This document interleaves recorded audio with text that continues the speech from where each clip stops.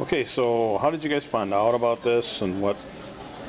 Well, I found out about it on Twitter through Filament Games, who partners with the Sun Prairie School District as well. And so I saw that on their Twitter feed and retweeted it to my brother, and we talked a little bit about it and decided that it would be a good opportunity for us to experience the startup culture. And we kind of came here with not really knowing what was going to happen, and walking away with some really good experiences and some really good connections. Yeah. So tell everybody about your startup. So our startup the envision is that we will take data that scientists have generated anywhere and everywhere, and it's hard to get into students' hands to get them excited about real raw data.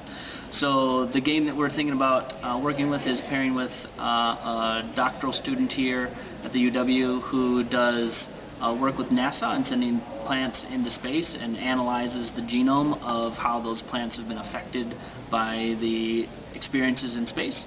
So the scientists here only have a chance to study the first or a small portion, about 10% of the data that they get back, and our idea is kind of to crowdsource the data that hasn't been studied by scientists, not to lose the validation, or not to use the power of that data that's still there, because they just don't have enough time or energy to look at the rest of the data. So the idea is we're going to put a gamification twist to it and let students get access to the data through a gaming system and let them kind of get familiarized with the information that way, and then slowly as levels increase in the game, they'll get more and more in depth into the data that is collected by NASA and other scientists, and as a result, hopefully the students will be able to use their intuition and crowdsourcing abilities to find patterns that scientists don't have time to look at or analyze, and by them having a fun way to interact with the data and gaining badges and prizes and things for more matches in the data and connections,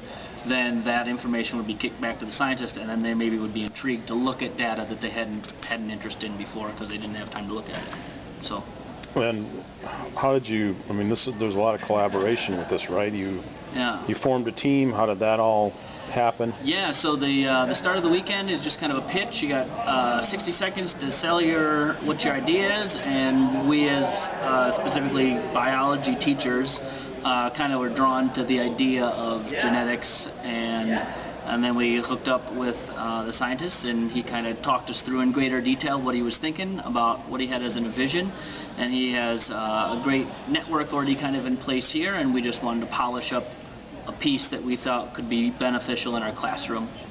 So if you guys don't get picked, what benefits did you get from this? I think the benefit that we got from this is just, number one, developing that relationship with a professor on campus here that has, even a bigger web of connections, not only in the university system, but with NASA and the National Science Foundation. Yeah. So there's those connections, and just the resources that they have knowledge of as well, that Dr. Barker had great knowledge of different resources, as well as just some things that we were unaware of in the programming world and those things. So just an infinite amount of things that we were exposed to this weekend. Teamwork, marketing aspect of it. And it was kind of I joked and spoke in our commute here and there to this morning, it felt like it was like a reality TV show. Like you've got a set amount of time, and you can overhear how different people's personalities and things come out because you've got a deadline, and you get 2 days, and you've got a deadline to get a pitch, and you got 5 minutes to give what you got, and hopefully you can throw something together. So there's a lot of pressure on the line and kind of things to kind of go. So that was a cool dynamic and a cool experience to have. Would you do it again? This is the first one, right? Yeah, this is our first experience, first one here. I definitely would. I'd come with something to pitch myself. Not that what I didn't think was interesting, but I had no idea that anybody could pitch anything. So I just kind of came into it blind and then jumped on a team. So I would kind of do some more thinking. There's some things I've got in the hopper that I just would need to clean up. If I knew I was going to do it again, I'd try to have a nice, clean, crisp presentation and reel in some developers to make it happen. This is kind of a captive audience, though. I mean, you've got all these judges, a lot of entrepreneurs. Right, yeah, I was blown away. Like, I'd have been better off if they didn't tell me who the judges were, because I didn't realize the power that was in the room. So then when that happened, I was like, oh wow, like this is intense. So yeah, so it's cool. Anything else?